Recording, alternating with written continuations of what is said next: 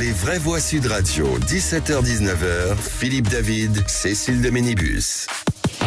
Bienvenue dans cette nouvelle semaine et on est ravis de vous accueillir. Bonjour à tous et bonjour Philippe David. Bonjour Cécile de Ménibus. Vous avez oublié quelque chose Philippe David?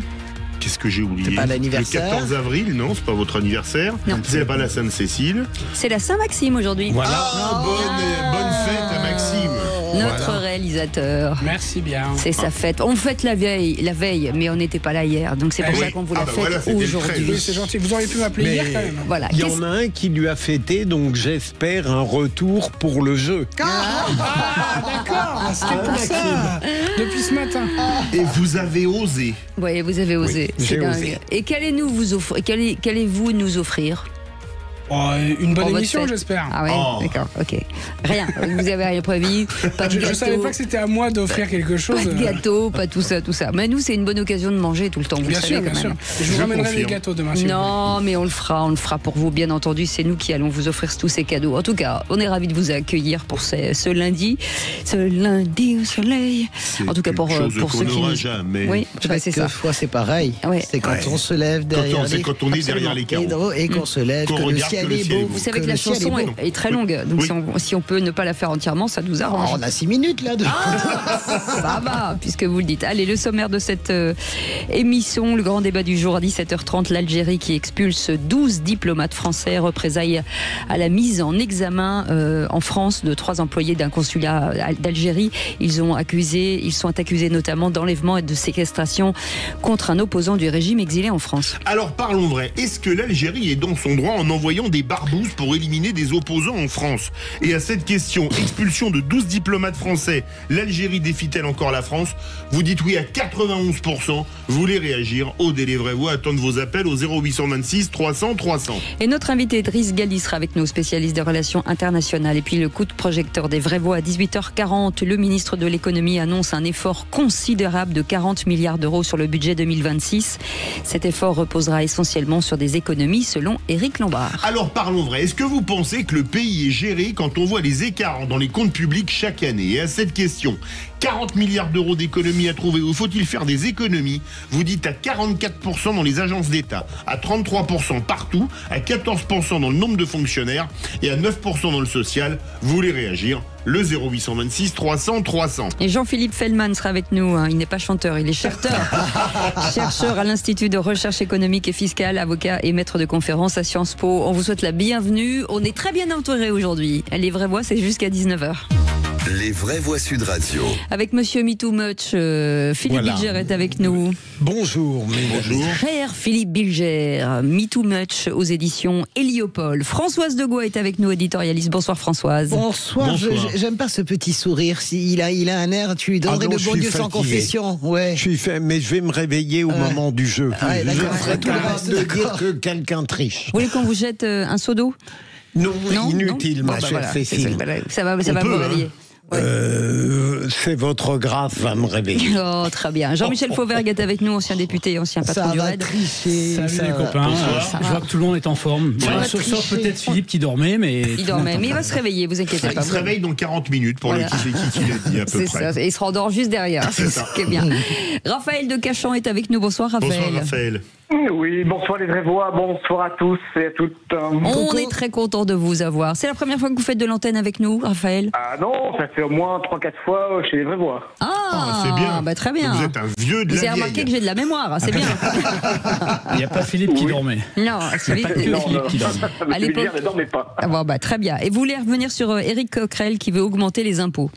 Oui, alors effectivement, c'est assez fort de casser puisque au lieu d'interroger la pertinence de la dépense publique, M. Coquerel souhaite effectivement taxer les plus riches. D'ailleurs, on ne sait pas ce que ça veut dire les plus riches. Et effectivement, c'est aussi un mot qui touche l'ensemble de la classe politique. Plus d'impôts, mais pourquoi faire? On ne le sait pas. Donc là, effectivement, il y en a un peu ras-le-bol. Les Français veulent bien travailler, mais être tendus tous les jours, je pense qu'à un moment donné, ça va faire mal. Mm. Vrai sujet. Alors, en ne surestimant pas mes connaissances économiques, bien sûr, on n'aurait pas attendu autre chose de LFI, mais en même temps, même à droite, dans la droite intelligente, responsable, il y en a certains qui évoquent l'augmentation d'impôts, et ça n'est pas quelque chose d'absolument scandaleux, me semble-t-il. Bien sûr, ça dépend pour qui. Et le problème des 40 milliards, c'est qu'on est cueilli. On attend la conférence de presse demain de François Bayrou, qui va s'expliquer sur les comptes publics, mais on est cueilli avec 40 milliards de plus. Vous avez l'impression que vous êtes fait avoir. 60 l'an dernier. Hein. Oui, voilà. Donc, moi, j'entends ce que dit Éric Coquerel. Plus d'impôts, en tout cas, taxer les super riches, ça me paraît pas du tout un truc pavlovien, quoi. Ni gauchiste, ça me paraît, alors, pour reprendre votre expression préférée, du bon sens. Jean-Michel Fauvergue. Mais alors, 40 millions de milliards. 40 milliards, ça fait 40 millions, ça milliards d'économies à faire. On est quand même à 3 000 milliards, plus de 3 000 milliards de déficit. Donc moi, ça me semble pas, de dette. Ça me semble pas énorme. Et effectivement, il va falloir trouver des économies, non seulement pour l'année prochaine, mais pour les années d'après. Donc, à un certain moment, et il faut être conscient de cette réalité-là. Quant à la proposition d'Éric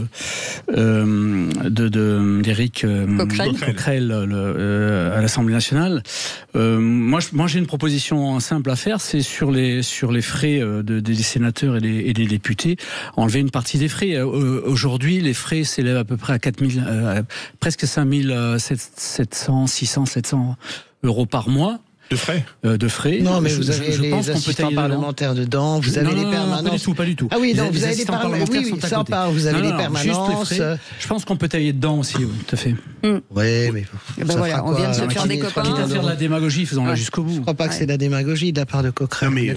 Ah bah si, un peu quand même. Ce que je trouve intéressant, Philippe Bilger, vous dites même des gens de droite disent qu'il faut augmenter les impôts. Alors dans le pays le plus taxé du monde, si les gens de droite disent qu'il faut encore augmenter les impôts, questions sont-ils encore de droite? Non, mais mon cher Philippe, personne n'est enthousiaste à l'idée d'évoquer une hausse des impôts, mais ça fait partie de la palette fiscale. Ce que je veux dire, c'est que Philippe, plus de 50%. Non, mais c'est autre chose. Non, mais Philippe, quand vous avez aux États-Unis, vous n'avez pas un gauchiste. Je veux dire, Bill Gates n'est pas un gauchiste avec le couteau entre les dents. Quand il dit je n'ai pas assez payé d'impôts dans ma vie, en tant que hyper riche, je pense que c'est la réalité. Les impôts aux USA et en France, c'est pas les mêmes. Non, mais je sais bien. Je vous dis qu'il n'y a rien de démago à ça. Merci beaucoup.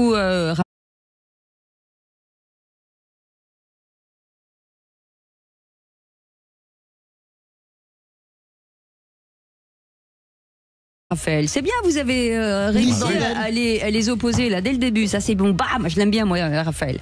Il va bien vous casser.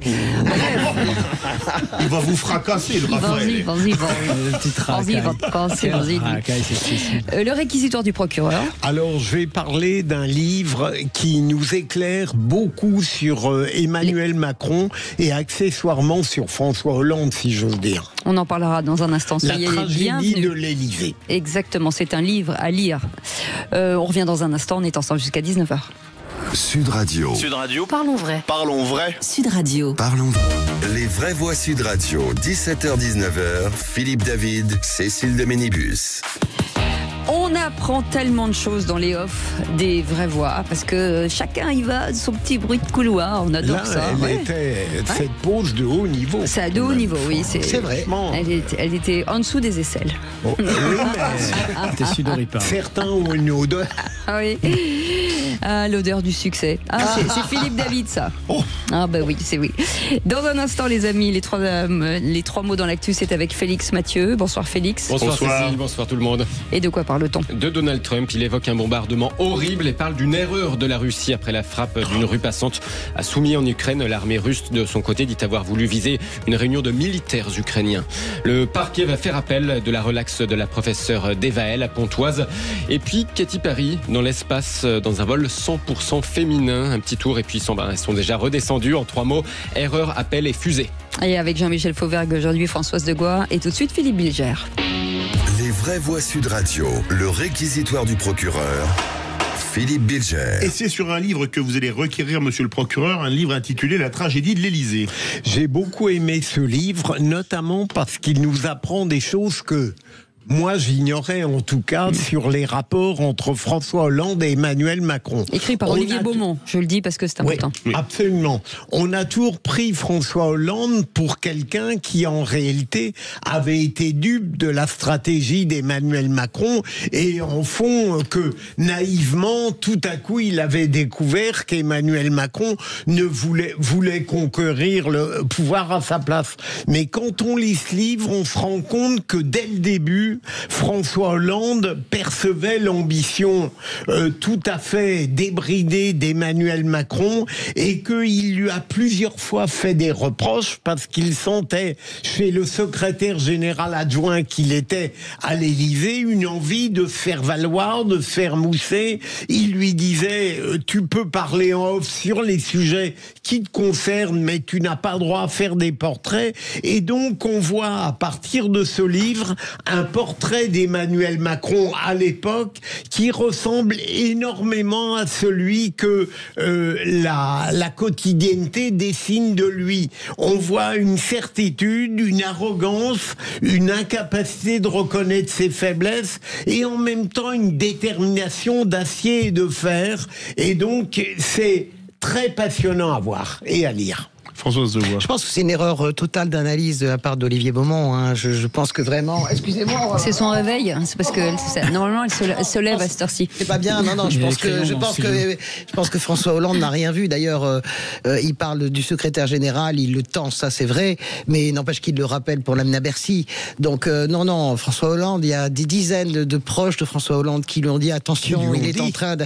Oui, mais je pense que c'est vraiment une erreur. Je pense que Emmanuel Macron, il peut avoir ce titre, entre autres d'avoir été réélu 2 fois. C'est la seule personne qui a réussi à rouler François Hollande dans la farine. Et ça, c'est vraiment la réalité. Et d'ailleurs, François Hollande le rappelle, il le nomme à Bercy contre toute attente. Et il sait très bien, parce qu'il est persuadé, comme avec Ségolène en 2006, que Ségolène Royal va le servir pour sa primaire à lui. François Hollande, c'est l'art de fabriquer des créatures qu'il ne maîtrise plus après. Il envoie Ségolène Royal à la primaire en 2006 en étant persuadé que ça lui bénéficiera à lui, et c'est elle qui s'envole. Il va chercher Emmanuel Macron pour le ministère de Bercy en étant persuadé que... Mais il n'est pas chaud, hein. Non, si, il est parfaitement chaud, avec Gaspard Ganzer. Mais on le persuade de le prendre. Non, écoutez, moi, je pense connaître l'histoire de l'intérieur. J'étais au gouvernement à l'époque, donc je peux vous dire on a la faiblesse parfois d'émettre une opinion. Eh bien, vous pouvez émettre une opinion, donc moi j'ai la faiblesse, vous avez la faiblesse d'émettre une opinion et j'ai la faiblesse de vous répondre. Et donc je vous dis que, à mon avis, il fabrique une créature qu'il ne maîtrise plus. Il est persuadé qu'Emmanuel Macron va le servir pour sa présidentielle. C'est ça, François Hollande. C'est son hyper arrogance qui pense qu'il peut mettre en piste des créatures pour lui et les créatures lui échappent. 3 fois, Ségolène Royal, Manuel Valls et Emmanuel Macron. François, tu devrais t'interroger vraiment sur toi-même. Jamais 203, oui. J'irai dans le sens de Françoise, pour le coup, d'abord parce que je veux pas finir au goulag. Non, ça va, je dirais que t'as caché des gauchistes pendant la guerre, ça ira. Je te sauverai. Et ensuite, je pense qu'il s'est fait complètement berner. Tout à fait. Alors après que l'écrivain revienne là-dessus, il y a quand même une différence entre percevoir le danger. Vous l'avez dit, Philippe, il a perçu le danger. Et c'est bien beau de percevoir le danger, mais après il faut réagir contre. Et il n'a pas du tout réagi. Donc je pense que, en fait, il y pensait, il y croyait pas du tout, et il s'est fait avoir jusqu'au dernier moment. Et d'ailleurs, c'est une grande énigme le fait que François Hollande ne se soit pas présenté, parce qu'il s'est pas fait berner que par Emmanuel Macron. Il s'est fait un peu berner par Valls aussi. Le fait qu'il ne se soit pas représenté, c'est une énigme phénoménale. Il s'en mord les doigts aujourd'hui. Vous savez ce que je vois, c'est que je vois dans le livre d'Olivier Beaumont, qui est très bien écrit parce qu'il y a des trucs super sur le parfum, la façon dont Macron se parfume, etc. Et ça là-dessus. Mais ce que je vois surtout, c'est la patte de François Hollande qui derrière réécrit l'histoire. François Hollande est dans une réécriture de l'histoire. Non, je ne me suis pas fait berner. Oui, j'ai tout vu arriver. Et vous savez, c'est péché d'orgueil. C'est-à-dire que quand vous laissez partir des créatures, c'est que vous pensez que vous allez les dominer parce que vous êtes supérieur. Merci Françoise. Pardon. Merci Philippe Bilger. C'était bien, c'était vachement bien. C'est bien. Il n'a pas beaucoup parlé parce qu'il n'a pas beaucoup. Si, il a beaucoup parlé. C'est intéressant d'avoir des contradicteurs qui ne sont eux-mêmes parfois pas d'accord, mais là malheureusement, il avait peur. Il y avait une collusion. Allez, les 3 mots de l'actu, c'est Félix Mathieu. Les vraies voix Sud Radio. 3 mots dans l'actu, Félix, qui sont erreurs, appels et fusées. On m'a dit qu'ils ont fait une erreur. Donald Trump comme embarrassé après la frappe russe qui a tué au moins 34 personnes à Soumy dans le nord-est de l'Ukraine. Bombardement horrible, concède-t-il. La Russie qui affirme de son côté avoir visé une réunion de militaires ukrainiens. Le parquet annonce faire appel de la relaxe de la professeure Devael. L'enseignante était poursuivie pour harcèlement sur la collégienne qui s'était suicidée. Relaxée jeudi, elle sera donc rejugée. Et puis Katy Perry et 5 autres femmes sont dans un vaisseau. Elles ont décollé pour un vol 100% féminin à 100 km d'altitude dans la fusée Blue Origin de Jeff Bezos avant de redescendre sur Terre. Les vraies voix Sud Radio. On l'a connu plus offensif. Au lendemain de la guerre, de la frappe russe qui a tué au moins 34 personnes dans une rue bondée de Soumy en Ukraine, Donald Trump concède une chose horrible. Sa promesse de régler la guerre en Ukraine en 24 heures est bien loin. Alors, comme en porte-à-faux, vu son rapprochement récent avec la vision russe de ce conflit, eh bien, le président des États-Unis a donc réagi à ce carnage, mais en préférant consacrer ses attaques sur son prédécesseur Joe Biden plutôt que sur les Russes. Je pense que c'est terrible. On m'a dit qu'ils ont fait une erreur, mais je pense que c'est une chose horrible. Je pense que toute cette guerre est une chose horrible. Je pense que la guerre, que le déclenchement de cette guerre est un abus de pouvoir. Ce pays n'aurait jamais laissé cette guerre commencer si j'avais été président. Cette guerre est une honte.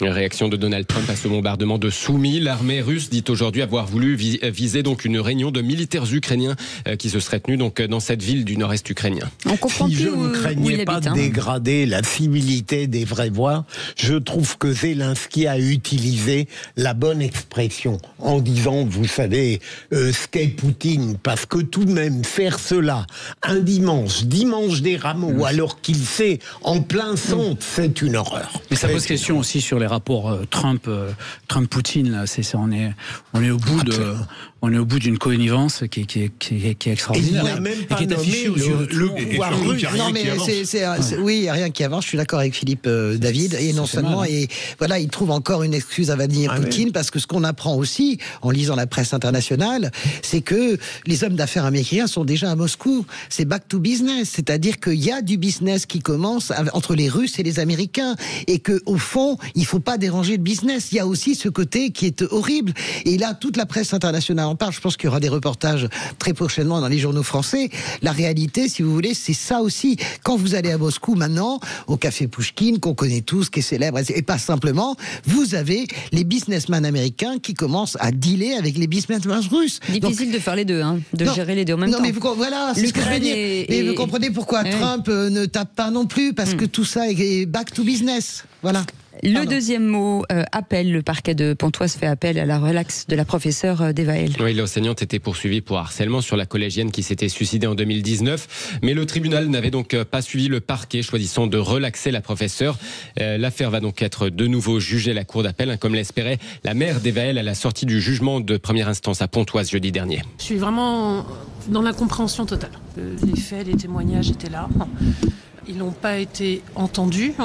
Là, en fait, moi, je le vis comme la justice cautionne le comportement de cette professeure et qu'elle a le droit de se comporter comme ça vis-à-vis de nos enfants.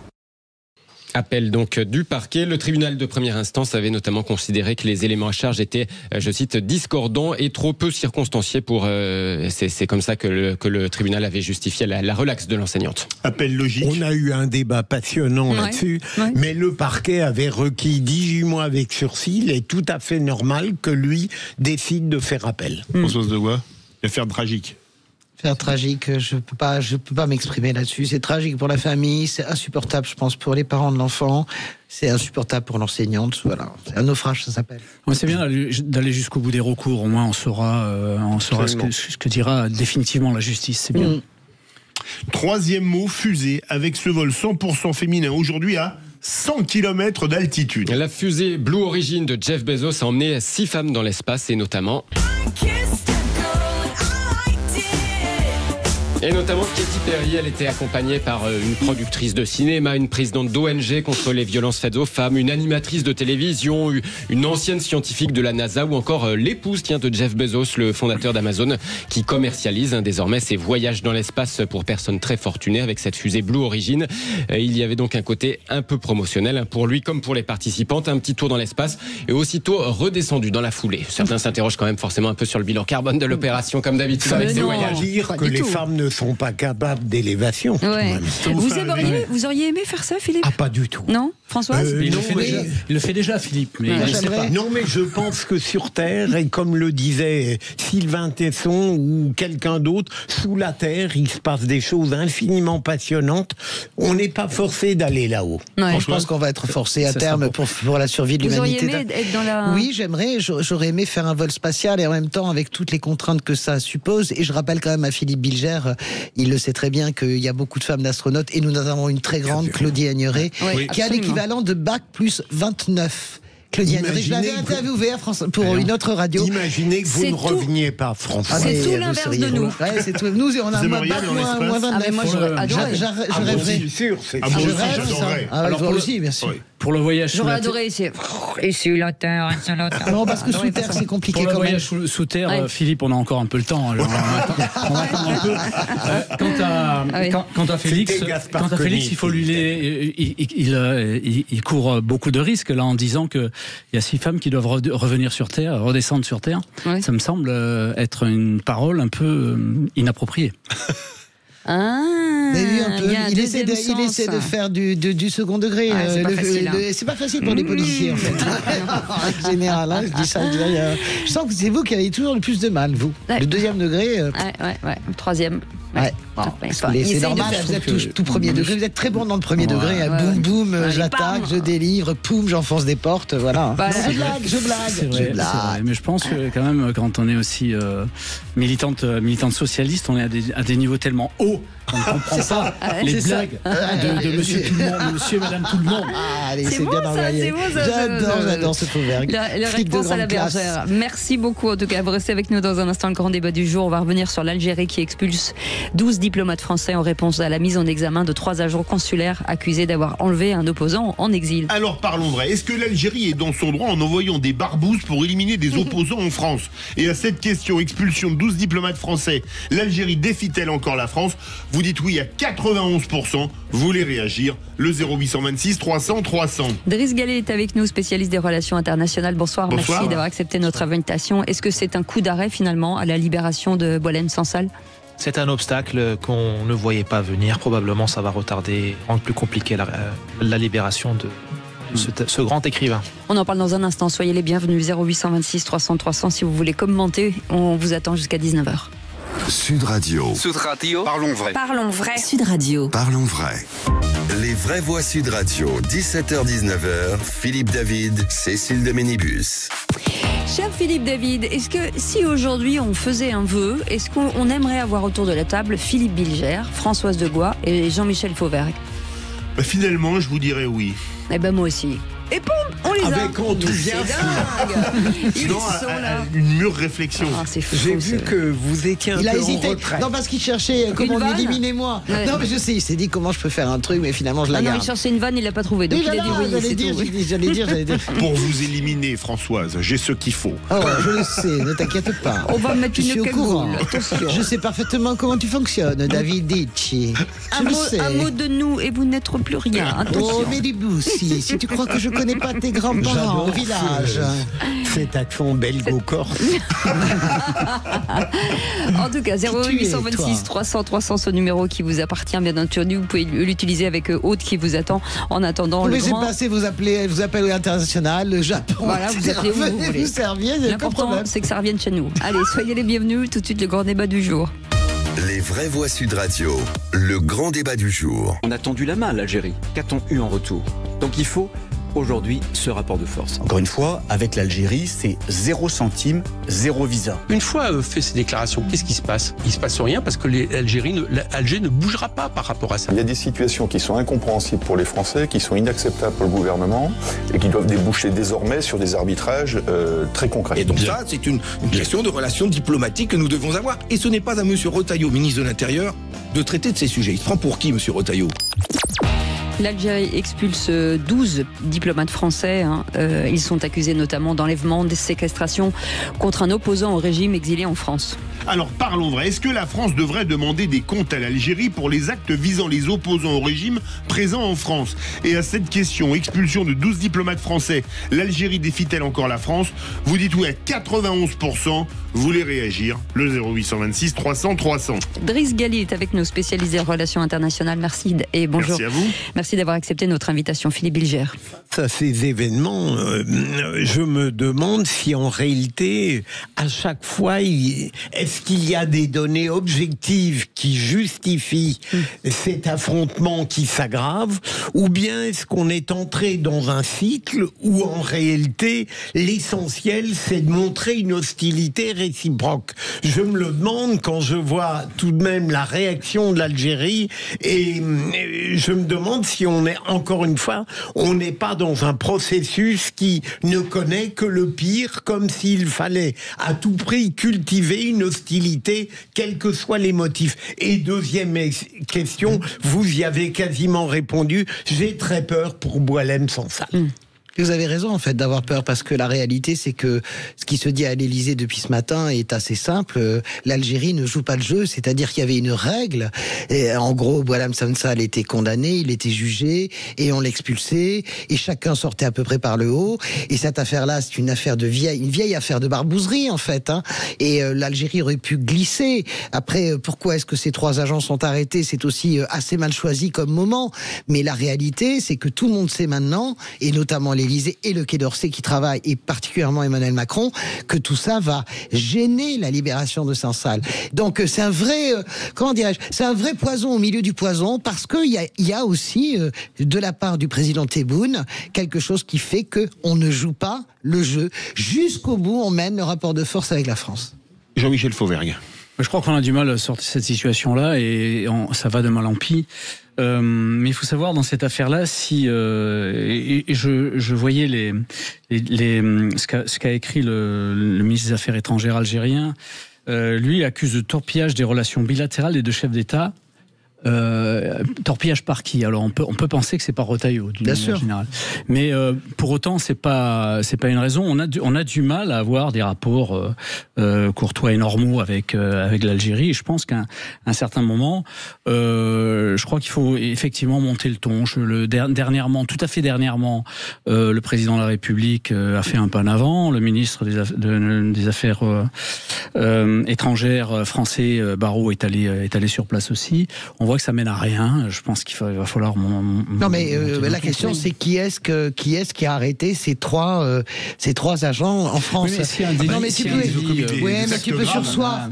Non, mais à un moment donné, on fait de la politique, ça va. Personne, on travaille pas en silo. Alors ça veut dire que dans ce pays, on travaille en silo. Donc c'est un vrai sujet. Non, mais c'est un vrai problème. Vous avez 3 ressortissants consulaires algériens. Vous êtes en train d'attendre la libération de Sansal. Ce que vous oubliez, Françoise, c'est que vous avez rien du tout. Ce que vous oubliez, Françoise, c'est que vous avez des affaires judiciaires avec des magistrats, et que les magistrats déroulent leurs affaires sans avoir de plan politique. C'est pas leur rôle. J'ai bien compris ça. Vous pensez qu'il faut monter le ton avec l'Algérie? Vous pensez au contraire qu'il faut faire profil bas? Venez nous donner votre avis au 0826 300 300. Avec nous, Driss Ghali. Ouais, Driss Ghali, spécialiste des relations internationales. Est-ce que c'est ce que dit Françoise? Est-ce que c'est réfléchi? Est-ce que ça tombe au mauvais moment? Est-ce qu'on peut avoir ça? Alors, si on peut creuser le sillon. Est-ce qu'il y a une partie du régime algérien qui torpille la réconciliation? Parce que c'est une opération quand même mal ficelée. On enlève quelqu'un, on le relâche en Lorraine, en pleine nature, voilà. Quand même bizarre. On a l'impression que quelqu'un a voulu saboter ce début de réconciliation. C'est possible. C'est possible. L'État algérien n'est pas monolithique. L'État français non plus n'est pas monolithique. Voilà. Il peut y avoir de ça. Mais de toute façon, nous sommes très vulnérables à ces phénomènes-là, s'ils existent, parce que notre relation, elle est basée sur beaucoup de quiproquos. Et ce que M. Macron essaie de faire, c'est de prolonger ce quiproquo-là, d'appeler M. Tebboune mon frère. Oui, oui, la fraternité, mais avec un frère, il faut quand même avoir des bonnes bases. C'est basé sur des bases viciées. Il y a la repentance, les accusations. Si on veut en sortir, il faut faire le grand reset de cette relation-là, s'asseoir autour d'une table, éventuellement avec un médiateur, loin des caméras, faire le bilan de la relation franco-algérienne. Et nous aurons des surprises. Mais qu'est-ce que vous en pensez, vous, de la façon pour la France de gérer les relations avec l'Algérie? Plutôt avec une main de fer et une main... Il faut faire les deux. Ce qui était le cas. Bad cop et good cop, en fait. Oui, mais... nous avons montré notre bicéphalie dans le sens où, en fait, l'Algérie, le régime adore travailler avec la gauche, qui est au sens large, de LFI au macronisme. Pour eux, c'est les bons Français. Il y a les mauvais Français chez eux. Pour eux, c'est la droite et la droite, on va dire, nationaliste, qui pour eux représentent l'OAS, les nostalgiques de l'OAS. Ils en sont à ce niveau-là. Nous, on a fait marcher M. Barrot et M. Retailleau. Donc, ils ont giflé M. Retailleau et encensé M. Barrot, qui est le monsieur de M. Macron. Ce qu'il aurait fallu faire, à mon humble avis, c'est la fermeté, sans excès, il ne faut pas non plus humilier, parce qu'il y a quand même des millions d'Algériens en France, beaucoup sont franco-algériens, etc., etc. Beaucoup rendent des services à ce pays, notamment dans la police, dans les hôpitaux, etc. Et en même temps, faire une négociation avec un médiateur, un pays arabe ou autre, pour passer des messages plus durs, et de dire, il faut qu'on fasse ce reset. La France ne demande que l'égalité. Et voilà. Est-ce que vous ne croyez pas, Driss Ghali, que la difficulté du dialogue, c'est que précisément l'Algérie voudrait que la France plaide coupable, surtout, quoi. C'est ça, et il faut leur dire qu'on ne peut pas le faire, mais il faut leur montrer aussi les services rendus par la France. Combien de milliards d'euros partent de la France chaque année en Western Union, MoneyGram et des transferts de tout ça. Le contrôle de la diaspora algérienne, ça peut être aussi une affaire française, parce qu'ils sont paniqués par l'islamisme en France, et par les Kabyles. On peut les aider, de manière démocratique, et c'est un peu notre intérêt aussi, à ce que des Algériens ne se radicalisent pas. Les Marocains nous demandent la même chose, et on le fait. Donc, mais il faut montrer à l'Algérie qu'on peut lui faire mal. Et aujourd'hui, on est plus dans une logique de dénonciation, d'indignation. Quand même, il y a eu des morts à Mulhouse et tout ça, que dans une logique vraiment de faire comment dirait un mauvais anglais, le PNL. Combien ça nous coûte, combien je te rapporte, combien tu me rapportes. Je voudrais dire deux choses. D'abord, la première, c'est que je crois qu'il y a eu une réunion il y a 15 jours à l'Élysée qui était sur laquelle Emmanuel Macron, avec Gérald Darmanin, avec également Bruno Retailleau, s'est expliqué. Je pense que la relation, elle était assez claire à ce moment-là, en tout cas avec le président Tebboune. Il y avait même quelque chose de plus soft lâché par le président Tebboune sur la marocanité du Sahara occidental. Il y avait ce reset-là qui était peut-être en marche. Moi, j'ai un vrai questionnement. Est-ce que je suis parano? Qui est-ce qui a intérêt à ce que ça foire aujourd'hui? Parce qu'on était quand même parti. On a même Bruno Retailleau qui, dans cette réunion, dit à Emmanuel Macron, si vous voulez, je vous laisse le point. Si ça peut arranger, moi j'ai joué mon rôle, etc. Donc, franchement, on est quand même sur des rails super, y compris sur la discussion de la marocanité qui était le truc en plus personnel pour le président Tebboune. Et d'un seul coup, on se retrouve avec ce truc au milieu et les barbouzes. À qui profite le crime? C'est un vrai sujet, moi je pense que c'est un vrai sujet. Je trouve quand même que là, il y avait des pas énormes, y compris de la part de Tebboune. Qu'est-ce qui foire? Je ne sais pas. Mais d'autres pays nous espionnent, les Américains nous espionnent. Bien sûr. Nous ont espionnés, nous espionnent. Avec Échelon, la NSA, etc. Tout le monde regarde tout le monde. Les Russes ont intérêt à ce que ça foire. C'est-à-dire que les Russes, par exemple, qui ont mis la main sur la moitié de l'Afrique, qui ont mis la main sur, en tout cas sur le plus grand, en tout cas en termes de superficie, pays, sur l'Algérie, les Russes ont aussi intérêt à ce que vraiment nous n'arrivions pas à que les relations se tendent apaisées avec l'Algérie. Mais en fait, il faut qu'on sorte. Je ne sais pas si vous êtes d'accord avec ça. Je suis d'accord. Mais il faut juste qu'on sorte de la zone de paresse qui est celle de la droite, de dire l'Algérie c'est mauvais, ils sont tous mauvais, et je caricature, et de la gauche de dire repentance. Il faut faire ce grid reset, et c'est très difficile, parce que il faudra dire aux Algériens que la colonisation, il y a eu du positif, beaucoup de négatif, mais quand même, c'est surtout le passé. Il faut leur dire combien leur rapporte leur diaspora en France, parce que sinon elle ne serait pas en France, elle serait au Maroc, en Arabie Saoudite, aux États-Unis, et proposer une vision d'avenir. Parce que c'est quand même leur enlever l'oxygène qui est respiré par ce régime. Et c'est pour cela que nous sommes tellement vulnérables, parce que le premier venu peut interférer dans cette relation. Meloni, elle met les sociétés italiennes aujourd'hui pour faire la rocade autour d'Alger. Donc, effectivement. Oui, il n'y a pas cette relation, Meloni. Vous ne pouvez pas comparer. L'Italie n'est pas un pays colonialiste, à part la Libye. Non, mais c'est pas vrai. L'histoire. L'Éthiopie, il n'y a pas d'histoire coloniale. Oui, mais la Meloni reprend la place de la France. Oui, bien sûr. Écoutez, c'est ça. Hein, moi, je serais Meloni, je ferais pareil. Le positionnement qu'on décrivait avec les grandes puissances qui ont de plus en plus de pouvoir à l'intérieur de l'Algérie, paraît-il, ça a souvent existé, ça a toujours existé. C'est une relation d'influence qui a existé. Non, parce que la problématique qu'on a, c'est qu'aujourd'hui, c'est au lieu de régler diplomatiquement les problèmes, en tout cas en sous-main, et en particulier aussi avec les services de renseignement. D'ailleurs, le renseignement marche encore bien au niveau franco-algérien. Eh bien, au lieu de faire ça à l'abri de tout le monde, on le fait à la vue de tous avec des coups de boutoir en politique intérieure, dans la politique intérieure de l'Algérie, bien évidemment, mais aussi en politique intérieure française. Et là, tout le monde se dégrade dans cette situation-là. Je rajoute aussi que l'Algérie, c'est pas que avec la France qu'elle a des problèmes particuliers. Il y a récemment une problématique sur sa frontière avec le Mali, et elle s'oppose très fortement au Mali, et le Mali s'oppose très fortement. Bon, le Mali, c'est pas non plus aujourd'hui avec la junte militaire, c'est pas non plus un exemple de. Mais ceci dit, tout est étalé au grand jour plutôt que de se taire. Effectivement, je pense que vous avez raison dans ce que vous dites, de faire ça autour d'une table sans que personne ne le voie. Oui, c'est compliqué aujourd'hui. Allez, 0826 300 300 avec Raphaël qui est avec nous. Une réflexion, Raphaël. Mais écoutez, c'est une tension diplomatique qui dure depuis de trop nombreuses années. Il est assez intéressant de noter que l'Algérie ne s'entend ni avec son voisin marocain ni avec son voisin tunisien, et que les difficultés que connaît l'Algérie, bizarrement, la France ne les a pas avec l'ancienne Indochine, Vietnam, Cambodge, Laos. Donc c'est assez intéressant de voir qu'il s'agit d'une posture, d'une guérilla permanente diplomatique qui effectivement atténue la posture française dans ces relations qu'elle peut avoir avec l'État algérien, qui est un État assez particulier. Vrai sujet, c'est quelque chose que j'aime bien dire et redire.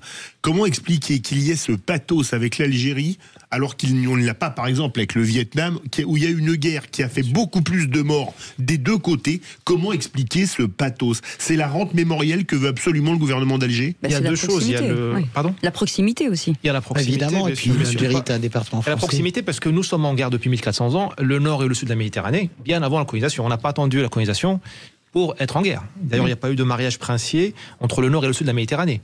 C'est quand même c'est symbolique, le mélange du sang.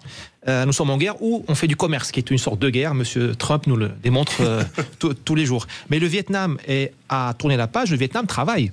Le Vietnam a un projet. L'Algérie n'a pas de projet, malheureusement. Malheureusement, il n'y a pas de projet de développement. Le Vietnam est obsédé par le travail, rattraper la Chine. D'ailleurs, il n'aime pas beaucoup la Chine, parce que c'est les cousins des Chinois, mais ils n'aiment pas beaucoup les Chinois. Et puis ils ont tenté de les envahir en 1980, une guerre qui s'est mal terminée. D'ailleurs, ils sont retirés très vite, les Chinois. Tout à fait. Et dans l'identité algérienne, il y a quelque chose qui est très difficilement avouable, c'est que, et ça c'est pas péjoratif, je dis à mes Algériens, l'Algérie est née de la France. La France a fait accoucher de l'Algérie. C'est un accouchement sanglant, une césarienne horrible, si je prends des métaphores. La colonisation a été compliquée, la guerre de libération d'Algérie a été sanglante des deux côtés. Il n'y a pas eu que les harkis, il y a eu plein de... c'est une guerre entre les Algériens. Le MNA, le FLN, les Algériens laïcs, tout ça. Mais l'Algérie est née de cette lutte contre la France. Elle est un peu la fille de la France. Elle a du mal à l'assumer, parce qu'elle aimerait beaucoup s'assumer comme un pays arabe musulman, là au moins monolithique. Tout va bien. Nous voyons qu'il n'y a pas de pays monolithique dans le monde arabe. Vous voyez la Syrie, c'est un patchwork. Les Yazidis, Kurdes, tout ça. L'Égypte, il y a des millions de Coptes et tout ça. Donc il y a un problème identitaire algérien. Il n'y a que les Algériens pour le régler, les intellectuels algériens. Parce que l'Algérie a une identité qui est très riche, plurielle, bédouine, saharienne, touareg, kabyle, musulmane, mais c'était aussi un grand pays chrétien, méditerranéenne. Il n'y a pas que la religion dans le... Méditerranéenne. Il y a toute une identité à créer par paresse intellectuelle. Et puis dans les pays du Maghreb, réfléchir coûte cher, ça peut vous mener en prison. Et puis ça vous mène à la mort, écoutez, parce que vous parlez des Kabyles, excusez-moi, je peux parler des chanteurs kabyles assassinés. On peut savoir, mais bien sûr, pas simplement lui, et puis le rôle, par exemple, que joue la JSK, par exemple, le stade mythique, l'équipe de Tizi Ouzou. Bien sûr, dans la guerre menée par le pouvoir central contre les Kabyles, c'est une plaie du régime. Nous le savons tous parfaitement. Nous savons à quel point il est douloureux d'être kabyle en Kabylie, en Algérie.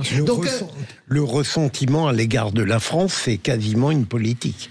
C'est une identité algérienne. Malheureusement, le Maroc est passé au travers et la Tunisie parce que c'est normal, c'était des protectorats. L'Algérie est un département. On compare ce qui n'est pas comparable. On ne peut pas parler du Vietnam, etc. Ça n'a rien à voir en réalité. Pardon. Vous êtes d'accord avec le mot de la fin. Il nous reste 20 secondes. Il faut que la France fasse ce qui dépend d'elle, c'est-à-dire proposer à l'Algérie un nouveau départ et aux Algériens de reprogrammer leur identité et de régler leurs problèmes internes avec le régime. Voilà, en tout cas, ce sera On en vient presque à regretter Bouteflika. Non mais, j'exagère à peine. J'exagère à peine. Le Biden nord-africain. Voilà, c'est honnêtement, ça. Objectivement, quand vous voyez Tebboune, vous dites Bouteflika finalement, on s'est trompé. On s'est trompé. Oui. On s'est trompé, c'est beau. Bouteflika, né au Maroc, donc marocain. Driss Ghali, merci beaucoup, spécialiste des relations internationales, d'avoir été avec nous. Dans un instant, le qui c'est qui l'a dit. On garde Raphaël. Et on garde Driss aussi. Vous voulez faire le qui c'est qui l'a dit, le quiz de l'actu?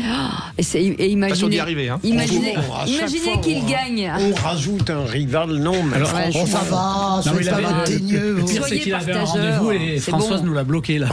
Il est tellement agréable, il est tellement. Allez, on fait une pause, à tout de suite, les vrais voix. On est ensemble jusqu'à 19h. Sud Radio, votre avis fait la différence. Vous êtes une super radio, vraiment, vous êtes la radio du moment. Continuez, c'est super. Sud Radio, parlons vrai. Les vraies voix Sud Radio, 17h-19h, Philippe David, Cécile de Ménibus. Chers amis, malheureusement, nous n'avons pas la réponse à tout et c'est bien ce qu'on nous reproche. C'est ça notre souci. J'aimerais bien pouvoir qu'on nous appelle. Bonjour Philippe David, voilà, j'ai un problème avec un. Est-ce que vous pourriez me trouver une solution? Bien sûr, madame, ce serait génial qu'on puisse faire ça. Ouais, d'un coup de baguette magique, ce serait parfait. Et vous avez un petit côté, vous me rappelez un peu Elisabeth Montgomery, vous vous rappelez? La sorcière bien-aimée. Avec Jean-Pierre. Et Tabata. Oui. J'adore. Jean-Pierre, qu'elle appelait Jean-Pietre, je rappelle. Oui, Jean-Pierre, Cécile. Oui. Ah ouais, ça marche. Vous voulez quoi? Le qui c'est qui l'a dit? Mais bien sûr, arrêtez de retarder les hostilités. C'est Raphaël qui le lance, c'est pas moi. Pendant moi je meuble, j'attends qu'il lance le jingle, Raphaël. Tout à fait, Sud Radio, en avant pour le quiz. Bravo, Sud Radio. Le quiz de l'actu. Magnifique. Qui c'est qui l'a dit? Donc Raphaël pour 3 points. C'est l'auditeur qui répond en premier. S'il n'a pas la bonne réponse, c'est vous. C'est la foire d'empoigne. Sur l'expulsion de 12 agents de l'ambassade de France à Alger, je souhaite qu'on mette un terme à cette logique de surenchère. Raphaël. Donc Emmanuel Bompard. Bonne réponse. C'est Manuel Bompard, mais c'est bon. Oui, c'est Manuel. Qui c'est qui l'a dit à 3 points, Raphaël? Donald Trump a le même programme que la France insoumise, et à la fin, c'est le consommateur qui paye. Je pense que c'est Philippe Juvin. Bonne réponse. Ce matin sur Sud Radio. Ce matin il sur est Sud Radio. fort, la vache. Je dis rien, mais ça fait déjà 6 points. Vous l'aviez souhaité, Cécile. Je l'ai pensé. Question, qui c'est qui l'a dit? Le gouvernement a une pathologie, il ne s'intéresse jamais aux riches et c'est toujours au même de faire des efforts. C'est une femme. Raphaël. Une femme?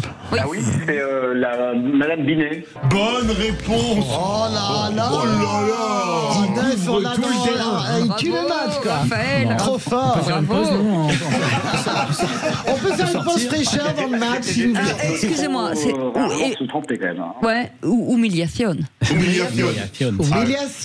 Attends, remontada bientôt. Dis donc, mais t'es en train de Raphaël. Non, pas de remontada. Il regarde sur son iPhone, je suis sûr. Mais non. Qui c'est qui l'a dit, Raphaël? LFI a mis sous une terreur nos institutions et notre système politique. Sébastien Chenu. Bonne réponse. Non, mais il regarde sur son iPhone. Non, c'est pas possible. Raphaël, arrête de tricher. Françoise de Gois. Et il n'a pas de smartphone. Ah d'accord, je crois là. Est-ce qu'il y a des contrôles antidopage? Qui c'est qui l'a dit, Raphaël? Ce qui domine les premiers mois du mandat de Donald Trump, c'est une détermination à mettre en œuvre une politique absurde. Alors, on fait moins le malin maintenant. C'est parti, les vraies voix. Védrine? Non. Gabriel Attal. Barrault? Non, un ancien Premier ministre. Un ancien Premier ministre. Raffarin? Non. Ah ben...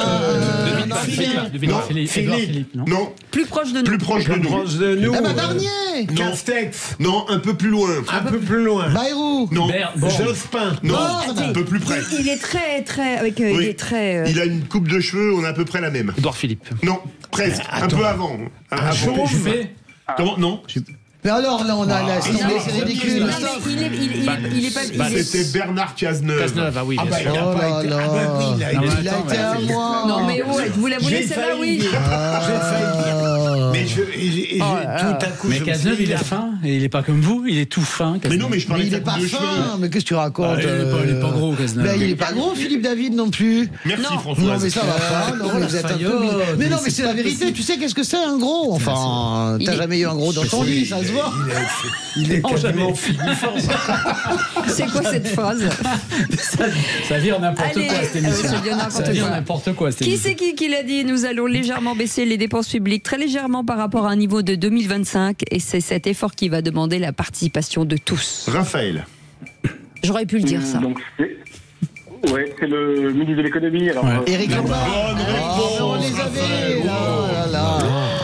Qui c'est qui l'a C'est dit? fini, c'est fini. C'est fini. Il n'y aurait pas un Encore une dernière. Allez. Qui c'est qui l'a dit? Allez, il y a un sujet sur lequel on ne peut pas revenir en arrière, c'est la réforme des retraites. Raphaël. Ah ben Bayrou. Non, c'est une femme. Borne. Non. Vautrin. Non. Amélie Elle est plus Montchalin. ministre. Non, Elle l'a été.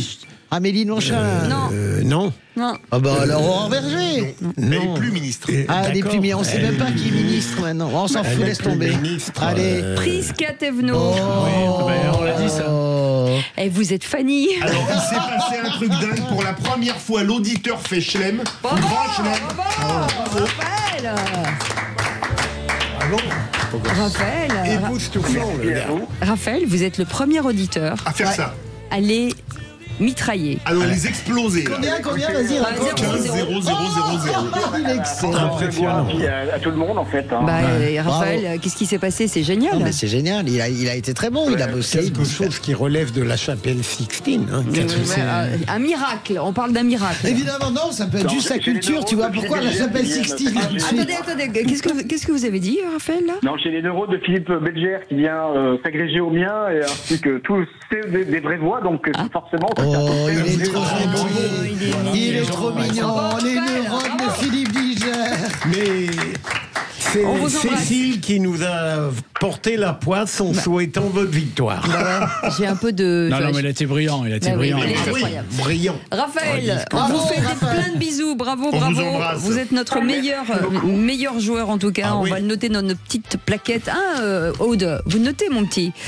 Dans un instant, la météo. C'est dingue. Ça devient fou. Oui, madame, notez mon petit. Oui, madame. La souveraine, tu sais. Non, mais n'importe quoi. Dans un instant, le journal ensuite. Toi. La météo de Rémi André. Et mon coup de gueule, oh bah là, je vais vous dire, tout le monde en parle. Ah, je vois très bien ce que vous voulez dire. Je le vois. Allez, à tout de suite. Sud Radio. Sud Radio. Parlons vrai. Parlons vrai. Sud Radio.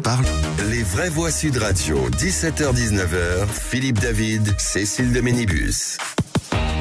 C'est un plaisir de vous retrouver en ce lundi avec Philippe Bilger autour de cette table, auteur de Me Too Much aux éditions Héliopole, Françoise Degaut, éditorialiste, Jean-Michel Fauvergue, ancien député et patron du RAID. Et je me rends compte que toutes les personnes autour de la table, vous avez tous écrit un livre avec Philippe David.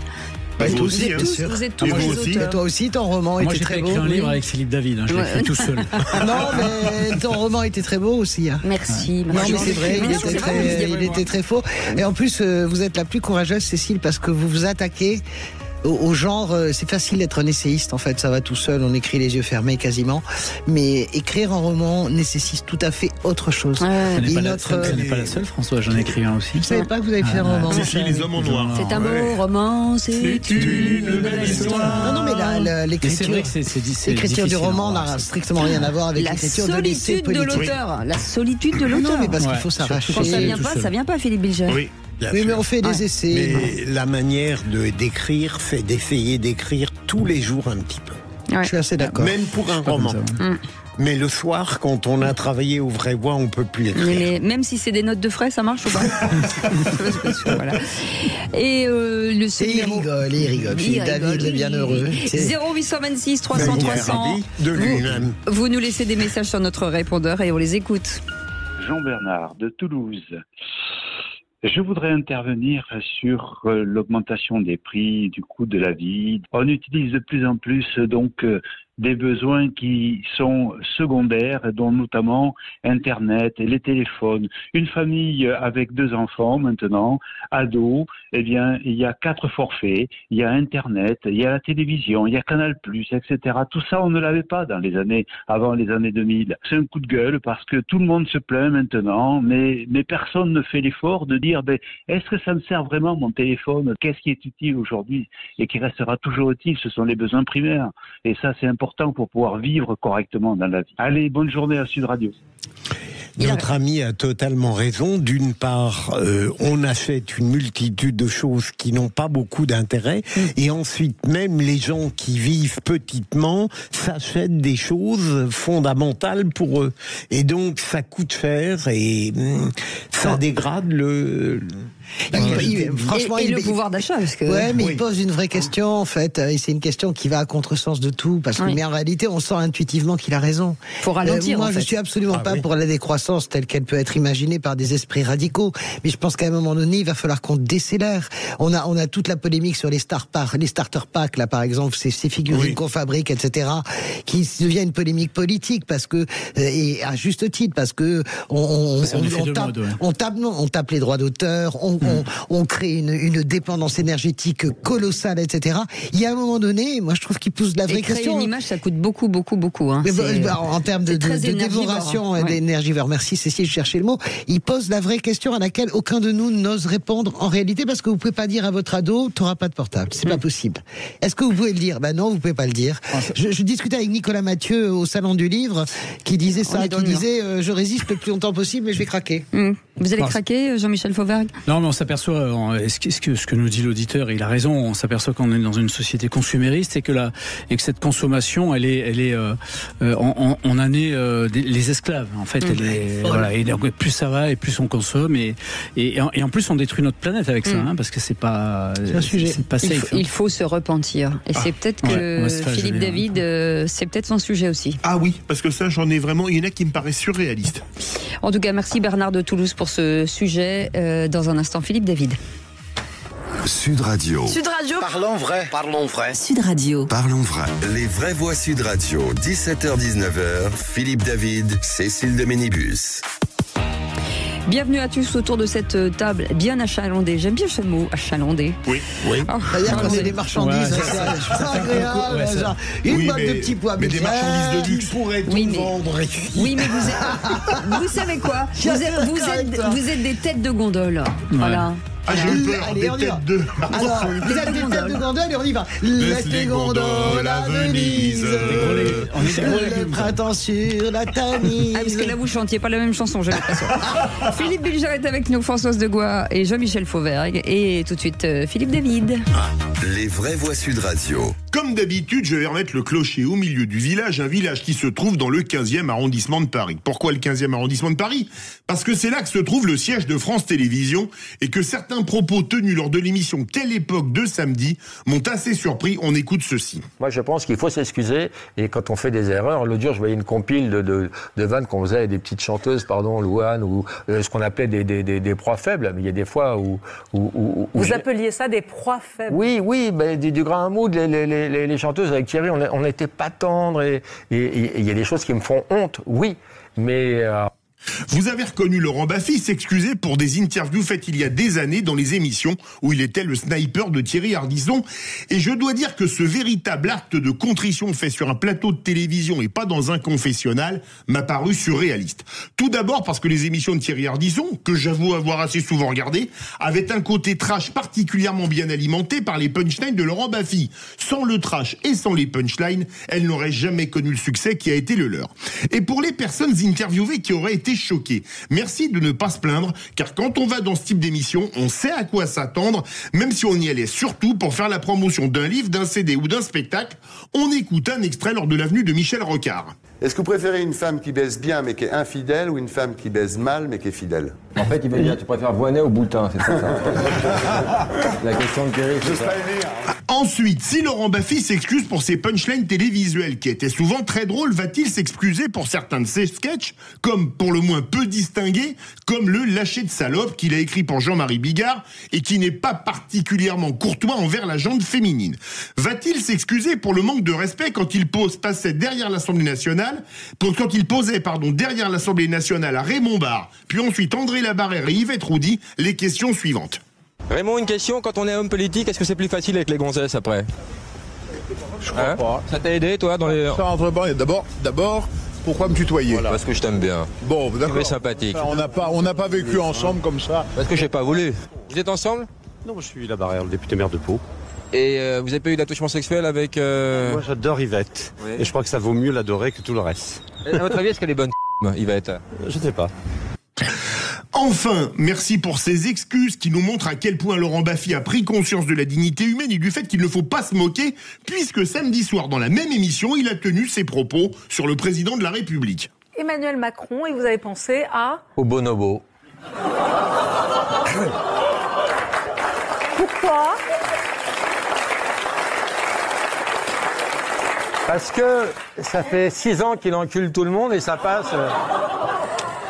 Alors Laurent, si vous devez vous excuser auprès de tout le monde, ça va durer assez longtemps, mais plutôt que le politiquement correct, restez comme vous êtes, y compris avec votre humour trash, qui est beaucoup plus drôle à écouter que les discours des dames patronesses de la morale, et de son dont on peut rire ou pas. Il y a 2 choses que je déteste profondément et que je ne retrouve pas précisément aux vraies voix. C'est la grossièreté permanente et d'autre part cette espèce d'industrie du rire qui considère comme anormal de mettre tout à coup un peu de gravité et de sérieux. J'ai en horreur ce système du rire obligatoire. Moi, je suis pas choqué par les excuses de Laurent Baffy. Moi, je trouve ça plutôt bien que quelqu'un dise, dans les années 90, parfois on a déconné. J'ai adoré voir Bukowski complètement bourré sur le plateau de Bernard Pivot, mais à un moment donné, ça devient gênant. J'ai adoré voir Michel Polac, mais ça devient gênant. Ça devient gênant Gainsbourg qui mime quasiment une fellation avec Sandrine Bonner. Moi, je pense que ça me va très bien que l'époque change en fait. C'est pas pour ça qu'elle est aseptisée. Vous avez des gens qui peuvent vous faire rire autrement que de façon graveleuse. Pierre Desproges n'a jamais eu un mot graveleux. Et c'est un des types les plus drôlissimes que nous puissions connaître. Et donc, Baffy, ça me heurte pas que Baffy dise on a été trop loin parfois. Ça me heurte pas. Moi, j'aime ce moment où on peut plus mettre au cul. Mais c'était la marque de fabrique. Mais oui, mais j'aime ce moment de télé ou cette époque où on peut plus mettre la main au cul des femmes dans les émissions, leur toucher les seins. Mais on peut pas regarder toutes les époques. Mais faut regarder avec les yeux de l'époque. Eh bien, je regarde avec les yeux de l'époque. Je vous dis que moi, j'ai été une téléspectatrice de Ardisson et je suis ravie, au fond, qu'il n'y ait plus ce genre de délire à la téloche, en fait. Jean-Michel Fauvergue. Oui, bien sûr. Moi, je trouve qu'elle reste grossière, l'époque. Moi, je trouve moins grossière que... Non, mais attends, moins grossière. Je pense que les propos sur Macron, c'est grossier aussi. Oui. C'est complètement con en plus parce que vous savez que les bonobos c'est véritablement non mais c'est complètement con parce que les bonobos c'est le singe qui est le plus proche du cerveau humain. Ils sont d'une intelligence redoutable.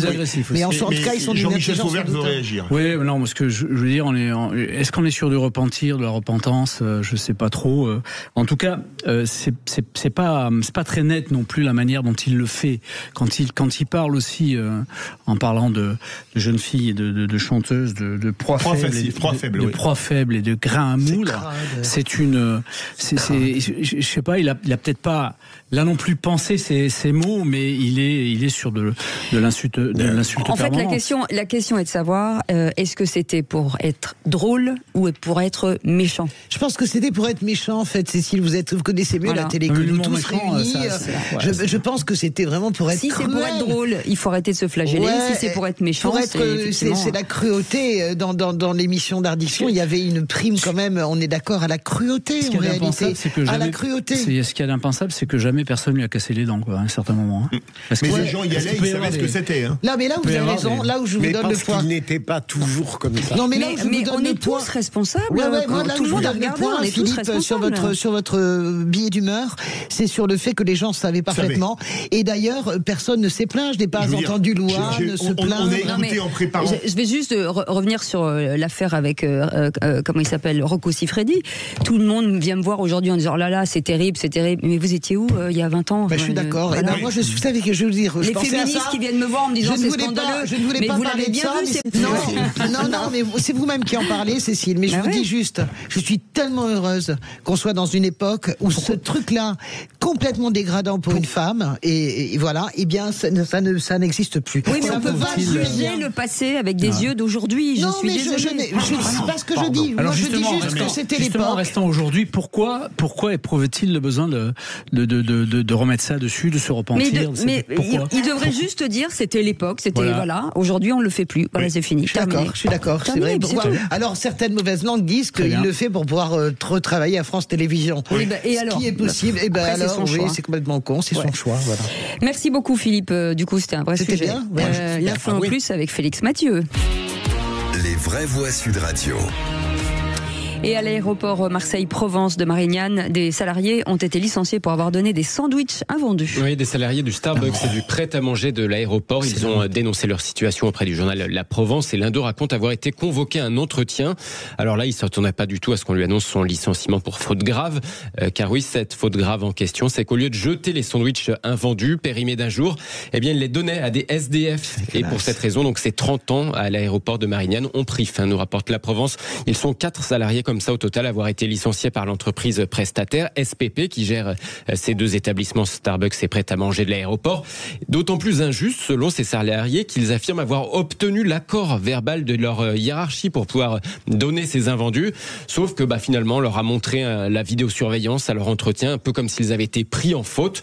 L'entreprise a depuis tout ça été contactée par Le Parisien aujourd'hui en France. Elle affirme lutter contre le gaspillage alimentaire, mais il est de notre entière responsabilité de veiller à ce qu'en aucun cas les dons alimentaires ne soient distribués de manière informelle, non encadrée et opaque. Voilà, ça c'est la justification de l'entreprise. Alors c'est très encadré, hein,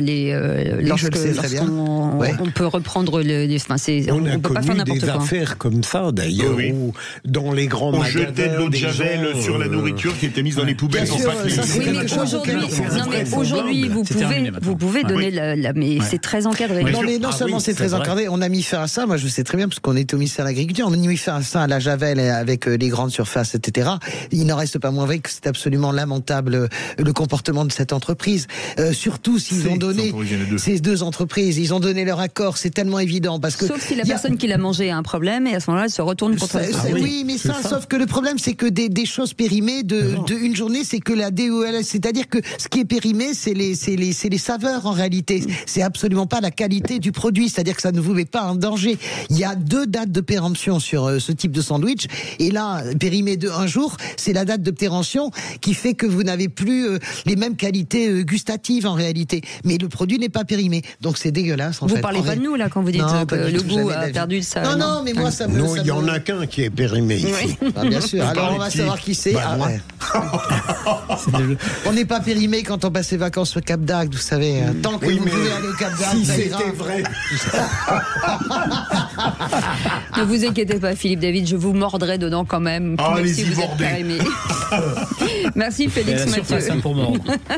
Allez, dans un instant, le tour de table de l'actu des vraies voix. Philippe Bilger. Je vais parler d'une chose qui m'a beaucoup intéressé de la part de Max Verstappen, qui est un pilote de Formule 1. Avec vous, Françoise Degois. Eh bien, écoutez, le show fantastique de Lady Gaga au festival de Coachella, des centaines de millions de vues, et c'est vraiment extraordinaire. Teasing veut dire quoi? Jean-Michel Fauvergue. La folie de la course à pied, danger et enjeu. Ah, attention, c'est une conférence dans un instant. Sud Radio. Sud Radio. Parlons vrai. Parlons vrai. Sud Radio. Parlons. Les vraies voix Sud Radio. 17h-19h. Philippe David, Cécile de Ménibus. Bienvenue dans Les Vraies Voix et bienvenue autour de cette table chatoyante, chanteuse, légère, réveillée, éveillée même. C'est ce qu'est le cas de Philippe Bilger qui dormait un peu en début d'émission. Ça y est, il est reparti comme l'an 40. C'est bien. L'émission est remarquable. Il avait dit qu'il serait réveillé pour le qui c'est qui qu'il a dit et il a fait 0. Heureusement qu'il était réveillé. Je l'ai beaucoup écouté. Il l'a fait 0 parce qu'il l'a voulu. C'est la même chose. Exactement. Voilà, c'est tout. Point. Et à un moment donné, il ne faut pas se voiler la fesse. J'ai dit pas se voiler la fesse. Je vous signale, c'est passé comme une lettre à la poste. J'ai entendu, moi. Françoise Degois est avec nous. Jean-Michel Fauvert. Tout de suite, le tour de table de l'actu des Vraies Voix. Mais maniez-vous le tronc, on va bientôt se mettre à table. Philippe Bilger, vous m'indignez. Vous voulez que je vous éclate? On ne résout pas les problèmes par la violence. Mais vous êtes un trouillard. Philippe Bilger est au taquet. Ce ne sont pas des cons, ce sont des délirants. C'est beaucoup plus grave. De l'actualité. Max Verstappen qui ça va être sympa qui nous donne. Dites-moi Verstappen, allez-y. Verstappen. Voilà. C'est bien. Non, c'est pas de l'anglais, ma chère.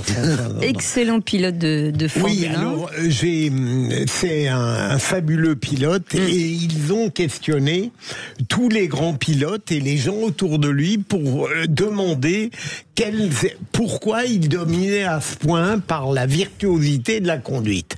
Et ce que j'ai bien aimé, c'est qu'il a dit quelque chose qui m'a renvoyé à mon propre comportement, à celui de Françoise parfois, et en général aux Vraies Voix. Il a dit tout simplement parce que je ne reste. Oui, mais je rajoute, ma chère Cécile, parce que je ne reste pas chez moi où on est distrait, où on n'est pas concentré, et j'éprouve le besoin de venir au bureau, regarder mes interlocuteurs dans les yeux, travailler à l'ancienne, ça peut changer les choses.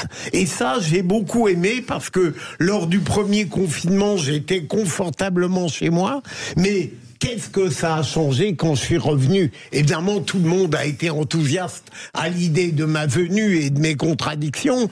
Et puis Françoise m'a dit qu'elle n'allait jamais rester chez elle, même très tôt le matin, qu'elle venait sur les plateaux. C'est exactement ça, donc. Être sur le plateau, être au bureau, regarder les gens dans les yeux, ça change tout. Je suis d'accord. Je trouve ça super parce que c'est vrai que moi, la chance que j'ai eue, c'est que je travaillais pour une télé en chaîne continue et c'était quasiment du 6 jours sur 7, donc je n'étais jamais en fait chez moi.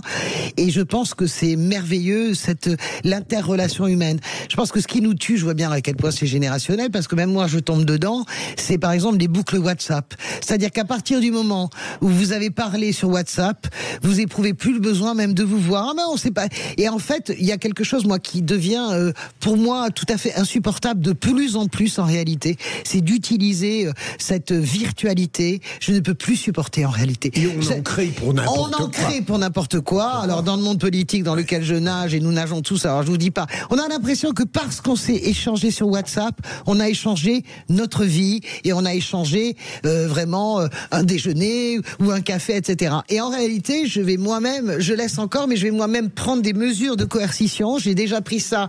Plus de portable à table. C'est la guerre maintenant. C'est la guerre nucléaire. L'autre jour, j'ai failli quitter la salle de restaurant. Tout le monde s'est rassis, plus de portable à table, et je vais dire bientôt plus de boucles WhatsApp. On ne peut pas créer des relations humaines avec les boucles WhatsApp. C'est pas Jean-Michel Fauvert. Et moi, c'est plus de téléphone quand je mange, mais plus de manger quand je téléphone. Alors, c'était une vanne. C'était toujours la même vanne. Non, c'est pas mal comme vanne. Il a du mal aujourd'hui. Excusez-moi, elle est un peu raide, cette blague. Sur l'interrelation humaine, on parlait des interrelations humaines, c'est vous qui l'avez dit, sur l'interrelation humaine, il y a des métiers qui ne peuvent pas se prêter au distanciel. L'interrelation humaine, moi je l'ai connu dans mes 40 ans de police, et en particulier au RAID, on l'a pratiqué beaucoup le matin, d'ailleurs on sonnait pas à la porte, on les faisait exploser, et on regardait les gens dans les yeux, eux ne nous voyaient pas parce qu'on avait les cagoules et on avait des lunettes, et donc cette interrelation-là, elle était obligatoire. C'est vrai que sur certains boulots, on peut pas avoir de distanciel. Et même quand on fait du distanciel, à un certain moment, c'est vrai qu'on a envie aussi de retrouver un peu la chaleur, voilà. les relations humaines et la manière dont on réagit, par exemple, aux blagues. On voit que, par exemple, Françoise ne réagit pas du tout de la même manière que vous. C'est normal, moi je suis pas Faudel, personne comprend vos blagues. Mais non, mais vos blagues, elles sont débiles en fait. Alors on peut effectivement faire semblant de rire. Mais alors, excusez-moi. Elles ne sont pas débiles, elles sont plus rares que celles de Philippe. Et c'est tant mieux parfois. Et Françoise de Gois. Alors, écoutez, moi j'ai été subjugué parce que vous savez que le festival de Coachella. Écoutez.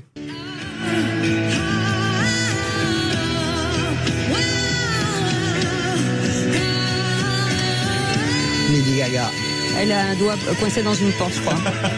Écoutez, c'est quand même exceptionnel. Le festival de Coachella, vous savez, c'est le plus grand festival, c'est 100 000 personnes aux États-Unis. Elle a fait l'ouverture et en réalité, elle a scotché le monde entier. Elle est arrivée en disant, je vais vous offrir un opéra dans le désert. Et ça a été exceptionnel. Je regardais, on est dans la sidération. Enfin, c'est Mylène Farmer puissance 10, Madonna puissance 20, avec cette voix surpuissante, avec ces textes qui sont tout sauf idiots. C'est des textes très profonds, avec cette capacité à chanter, à danser, à mettre en scène. Et je voulais saluer cet artiste que je trouve extraordinaire, parce que Stéphanie Germanetta, c'est son vrai nom, Lady Gaga. Elle n'est pas qu'une musicienne exceptionnelle, une chanteuse avec une tessiture incroyable. Elle est un être humain incroyable. Évidemment, elle pourrait faire partie de cette foule, si vous voulez, d'artistes qui disent Trump, cacaboudin, etc. Elle dit pas les choses comme ça, elle, du tout. Elle dit, moi, je défends les LGBT, je défends les transgenres. Jamais vous l'entendez hurler sur Trump, elle s'en fout. Elle a monté une association il y a quelques années pour les maladies mentales, pour soulager les maladies mentales, pour soulager les gens vulnérables, parce qu'elle-même, elle est vulnérable.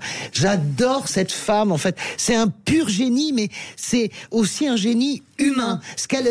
Exactement. Ce qu'elle dégage, c'est jamais négatif, c'est jamais Trump connard, J.D. Vance enfoiré. Jamais. C'est on est ensemble, on va avancer ensemble et je donne beaucoup de mon argent pour soulager les vulnérabilités.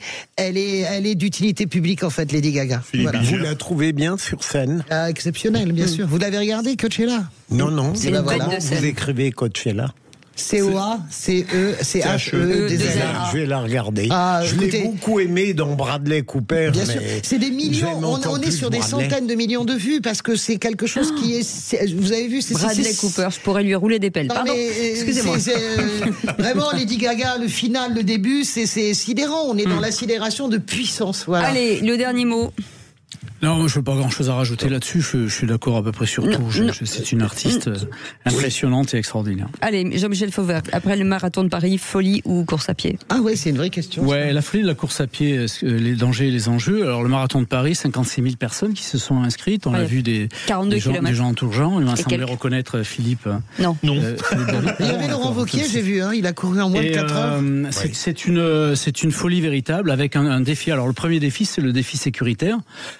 Pour les forces de l'ordre et pour les secours, c'est important toujours. 56 000 personnes dans Paris, c'est extraordinaire. Le deuxième enjeu, c'est un enjeu économique. La course à pied, il faut le savoir, aujourd'hui, c'est 8 millions de personnes qui pratiquent et 1 milliard de chiffre d'affaires, la course à pied. 1 milliard de chiffre d'affaires. Ce qui explique d'ailleurs que le marathon de Paris a augmenté ses prix en 5 ans. L'inscription, c'est 170 € aujourd'hui. Et c'est un véritable chiffre d'affaires important.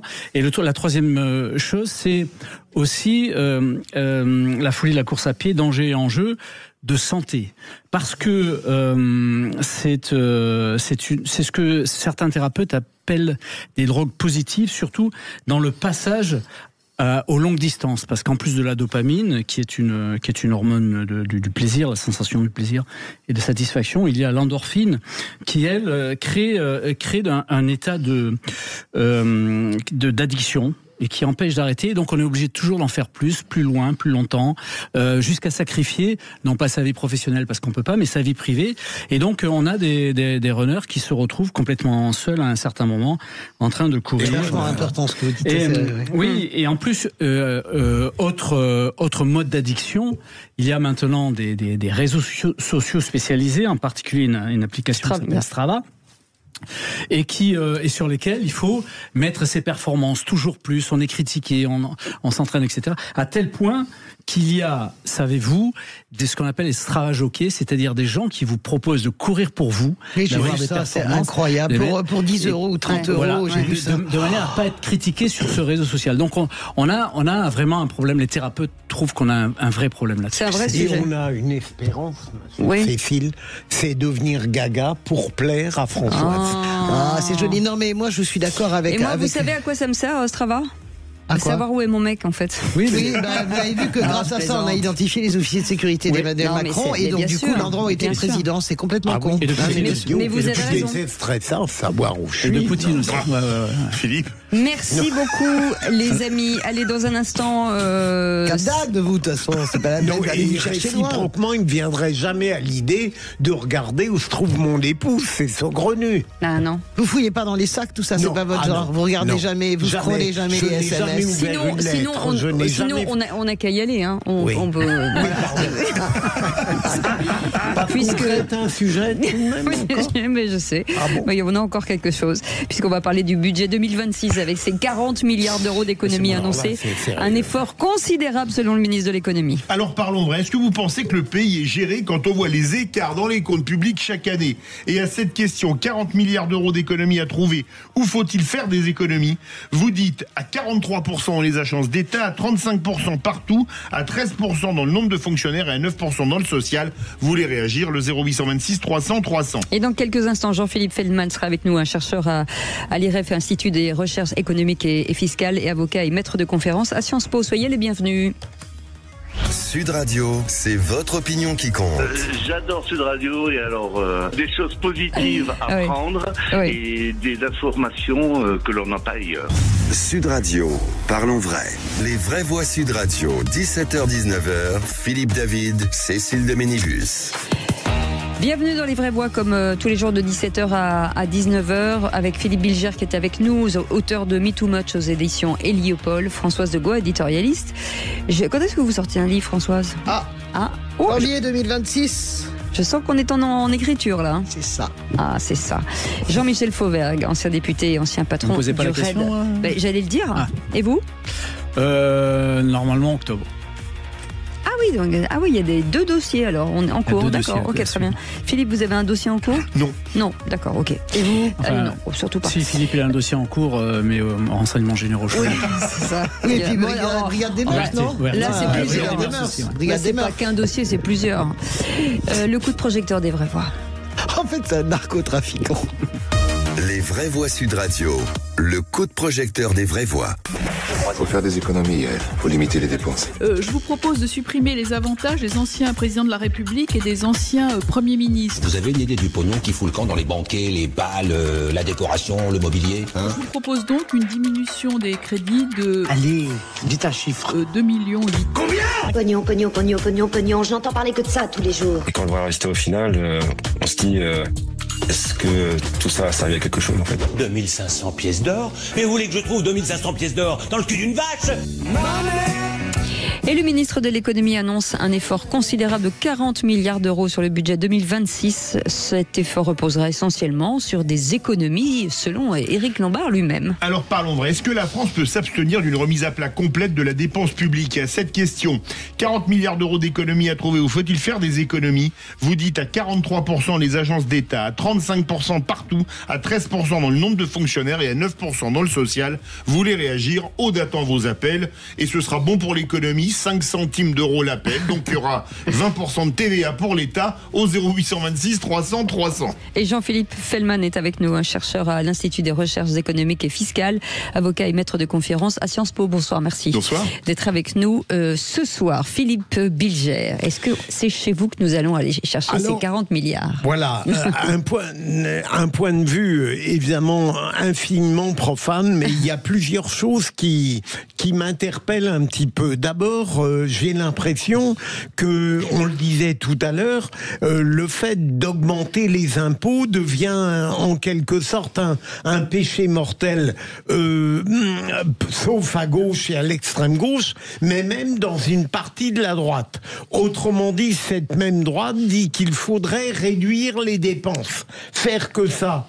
Mais quand on pose des questions et que la droite est en voie d'occuper le pouvoir ou prétend vouloir le garder. Lorsqu'on lui demande précisément où elle ferait ses économies, elle est incapable de répondre. Alors je me demande quelle pourrait être la solution entre cette volonté de maintenir nos dépenses pour des motifs souvent louables et notre inaptitude à envisager la hausse des impôts, puisque, paraît-il, la France serait déjà très lourdement accablée par la charge fiscale. Moi, je suis pas. Je pense qu'il faut pas raisonner comme ça. On peut raisonner, vous savez, à gauche ou à droite. Il y a des grands spécialistes des comptes publics. Quand la gauche fait ses contre-propositions, c'est pas sur un coin de table après un bar et une soirée militante. Vous avez des gens de gauche éminemment puissants sur les comptes publics. Quand la gauche dit, et je pense qu'elle a raison, 80 milliards de cadeaux aux entreprises, 40 milliards, elle a raison de le dire. Quand la gauche dit, il faut évidemment taxer un peu plus les dividendes, il faut taxer un peu plus tout ce capital financier, elle a raison de le dire. Lutter contre l'évasion fiscale, elle a raison de le dire. Moi, j'ai juste un problème, si vous voulez, politique. C'est-à-dire qu'on a l'impression que la catastrophe arrive au ralenti. C'est-à-dire qu'on avait déjà 60 milliards, maintenant 40 milliards de plus. Comment on finit le budget 2026 en comptant en plus sur l'effort militaire qu'il faudra faire? Jean-Michel Fauvergue. Ouais, je vais faire un discours un peu moins militant dans ce domaine-là. En fait, en réalité, on sait qu'il va y avoir des efforts à faire sur les années à venir et pas uniquement en one shot. Donc, effectivement, dans le budget 2025, il y a, paraît-il, 30 milliards d'économies et 20 milliards de hausses d'impôts. Dans le budget de 2026, 40 milliards d'économies à trouver à la fois sur les économies et sur les recettes de la croissance. Alors j'espère qu'on aura un peu de croissance quand même dans ce domaine-là. Mais le ministre de l'économie rajoute que avec 57% du PIB de dépenses publiques, on peut réduire la dépense avec la même qualité des services publics. C'est peut-être là où il y a une piste. Et puis la deuxième piste, c'est peut-être aussi dans notre millefeuille administratif, où les strates se superposent aux strates, et peut-être qu'il y a des économies à faire dans ce domaine-là. Je ne sais pas, à voir. Le chef. Jean-Philippe Feldman. Est-ce que vous savez à quoi correspondent 40 milliards d'euros d'économies demandées? Ah oui, c'est beaucoup d'argent. Ça correspond à l'augmentation du budget 2025 par rapport au budget 2024. 37 milliards d'euros. Donc, ce qu'on nous présente comme une véritable révolution, c'est en fait quasiment rien. C'est-à-dire que cette année, le budget va augmenter de plus de 2% par rapport à 2024. Donc, c'est assez amusant lorsque certains nous disent que c'est un budget austéritaire, etc. Il y a 3 manières de procéder. Soit vous augmentez les impôts, soit vous diminuez les dépenses, soit vous avez plus de croissance, soit évidemment c'est un mélange des 3. Bon. Augmenter les impôts. Cette année, il y aura 308 milliards de prélèvements obligatoires. Nous sommes numéro 1 mondial de la fiscalité. Parfois, la Belgique nous dépasse, ou le Danemark, mais là, on va être numéro 1 une nouvelle fois. Il y a peu de domaines dans lesquels on est numéro 1, donc il faut le savourer. Donc, il est évident que les impôts, il n'y a pas de marge de manœuvre sur les impôts, à l'évidence. Le deuxième point, c'est la croissance. Vous en avez parlé il y a un instant. La croissance, elle était prévue à 0,9% cette année.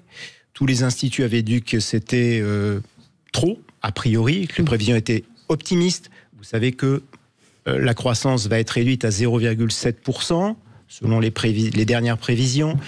De toute façon, que ce soit 0,7, 0,9, 1, 1,5, c'est quasiment nul. Je veux dire, c'est pas avec ça que vous allez trouver de l'argent supplémentaire. Donc, le troisième paquet, il est simple à trouver. Ce sont des économies sur les dépenses. Alors, il ne faut pas oublier qu'on a 3 paniers différents, parce qu'on parle toujours de l'État, quasiment toujours de l'État. L'État, c'est pas le plus important en réalité. On a l'État, les collectivités locales et la sécurité sociale. L'État, quand vous regardez les dépenses de l'État par rapport aux autres, elles ne sont pas forcément si élevées que cela par rapport au produit intérieur brut. Les collectivités locales, c'est très inférieur à la plupart de nos concurrents parce qu'on est un État très centralisé. Le troisième point, c'est la sécurité sociale. On est numéro 1 mondial des prélèvements sociaux. Donc, il y a peut-être des économies à aller chercher de ce côté-là. Mais en tout cas, il va falloir taper dans ces Sur quoi, par exemple ? Dans ces 3 points. Sécurité sociale. Alors, sur la sécurité sociale, Alors, il y a tout ce qui concerne le chômage, les dépenses de l'emploi. Oui. C'est énorme en France par rapport à nos concurrents pour des résultats d'une extrême médiocrité. La Cour des comptes le dit en permanence. Oui. Rapport après rapport, on nous dit qu'on dépense, j'allais dire, un pognon de dingue pour un résultat qui est extrêmement hauteur, médiocre et un chômage qui est là aussi... terrible en France, de manière traditionnelle. Vous êtes un vrai libéral, vous, il n'y a aucun problème avec vous. Alors, les dépenses, vraiment, les chômeurs sont trop... je dis ça gentiment, alors, mais ça m'intéresse. Non, il n'a pas dit ça. Écoutez, oui. alors précisez parce que... Précisez. Prenons le chômage, par exemple. Mal dépensé, visiblement. Le chômage, on a... En gros, on dépense 5 fois plus qu'au l'OCDE en termes de produit intérieur brut pour le chômage. Pour un résultat qui est médiocre. Je suis gentil de dire médiocre, vous voyez, parce que si j'étais un immonde libéral extrémiste, si j'étais un immonde libéral extrémiste, je vous dirais que c'est désastreux. Bon. Mais la comparaison n'est pas raison. Le modèle social français, le modèle social français est unique au monde. Il est merveilleux. On est le seul à l'avoir et personne ne le veut en dehors de nous. Maintenant, on peut se comparer à l'Allemagne. D'accord, il y a un État-providence, dit État social en Allemagne, qui est énorme. Il y a de grosses difficultés en Allemagne actuellement. Le produit intérieur brut, évidemment, supérieur à celui de la France. Le produit intérieur brut par habitant est largement supérieur à la France. Et nos résultats sont extrêmement mauvais. Donc, vous pouvez continuer à dépenser ce que vous voulez. Les chiffres sont là. Les chiffres, on ne peut pas les masquer. On peut les masquer en Grèce de temps en temps, mais normalement, on ne peut pas les masquer. Moi, je trouve que vous avez fait une excellente analyse pour une raison simple. D'abord, c'est que je l'ai comprise. Ça n'est pas évident, Cécile le sait. Mais plus sérieusement, quel est, à votre avis, dans ce que vous venez de dire, la contrainte, l'épreuve qui serait la plus facile à supporter par le corps social ? Je voudrais... revenir en fait à la base. Alors, le débat, ça va être où trouver les 40 milliards. Bien sûr. C'est un faux débat. Parce que trouver 40 milliards, qu'est-ce qu'on va faire ? On va prendre les paquets, on va dire par exemple, il y a un montant considérable d'aide aux entreprises, qui est parfaitement exact. Bon. Mais d'un autre côté, il y a des charges énormes sur les entreprises, ce qui prouve l'absurdité du point. C'est-à-dire que vous prenez énormément et vous donnez pas mal. Bien sûr, donc peut-être qu'à ce moment-là, il faut moins prendre et moins donner. Il se trouve qu'effectivement, je suis libéral, comme l'IREF, mais nous, à l'IREF, on dit, mais les entreprises, elles ne doivent pas être aidées par principe. Il n'y a pas de raison de donner de l'argent aux entreprises. Mais cessons de donner de l'argent aux entreprises par principe, je dirais, globalement. Ensuite, on peut voir... Et baissons les charges. Et baissons. Vous voyez, déjà, quelque chose de bête. Mais tout est fait de cette manière-là. On donne de l'argent d'un côté, après avoir pris de l'autre. D'accord. Mais je voudrais venir à la base. La base, on a 10 secondes. Voilà. François Bayrou a donné la bonne méthode. Il faut regarder les missions de l'État. Regardons les missions de l'État. Et ensuite, si l'État doit faire les choses, il doit les faire. Il doit avoir les moyens de les faire. S'il ne doit pas faire les choses, il doit se retirer. C'est tout l'objet de la méthode de François Bayrou. Je ne suis pas bayrouiste, je vous le dis tout de suite, mais en revanche, il a parfaitement compris que c'est comme ça qu'il fallait faire, et certainement pas de dire on va diminuer tant de fonctionnaires, on va raboter sur tel ou tel ministère. Ça ne marchera jamais, vous aurez les gens dans la rue. Merci beaucoup. Jean-Philippe Feldman d'avoir été avec nous, chercheur à l'IREF, qui est l'Institut de recherche économique et fiscale, avocat et maître de conférence à Sciences Po. Merci Philippe Bilger, merci Françoise Degois, merci Jean-Michel Fauvergue. Merci beaucoup Philippe, et puis merci beaucoup notre équipe Maxime, et bonne fête encore Maxime, Justine et Aude et Nelly et bien entendu Félix, et dans un instant la citoyenneté. Les vraies voix citoyennes. Alors, vous savez, il y a eu l'étape justice à Nice, il y a eu l'étape culture à Toulon, et là maintenant on va parler de l'étape jeunesse qui sera à Marseille. C'est tout nous, la jeunesse. C'est ça, exactement. C'est pour ça que vous ne m'avez pas invité. Exactement. Et on se retrouve avec le duo de Choc demain à partir de 17h. Passez une très belle soirée, salut. Sud Radio. Sud Radio. Parlons vrai. Parlons vrai. Sud Radio. Parlons vrai.